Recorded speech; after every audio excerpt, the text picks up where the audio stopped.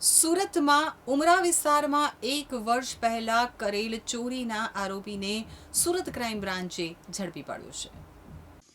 1 વર્ષ પહેલા ઉમરા police station વિસ્તારમાં આવેલા આદર્શ સોસાયટીમાં લાખો રૂપિયાની ચોરીની ઘટના બનવા પામી હતી. તો સુરત શહેરમાં રોજ સવાર પડે કોઈની કોઈ જગ્યા ઉપર ચોરીના બનાવોની સંખ્યામાં સતત વધારો થઈ રહ્યો છે. ત્યારે આજથી 1 વર્ષ પહેલા ઉમરા પોલીસ સ્ટેશનની હદમાં આવેલા આદર્શ સોસાયટીમાં આશિયાના એપાર્ટમેન્ટમાં સોના ચાંદીના દાગીના તથા રોકડા રૂપિયાની ચોરી થઈ હતી, જેની કિંમત 4,52,000થી વધુ હતી. તો ઘરફોડ ચોરીના આરોપીને શોધી કાઢવા માટે ઉમરા પોલીસના કર્મચારી સાથે ક્રાઇમ બ્રાન્ચના માણસો સતત વોચમાં હતા.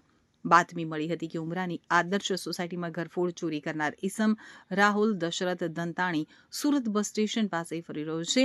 તે માહિતી સુરત ક્રાઇમ બ્રાન્ચને મળતા તરત જ ક્રાઇમ બ્રાન્ચે સુરત બસ સ્ટેશન પહોંચી ઘરફોડ ચોરને ઝડપી પાડ્યો હતો.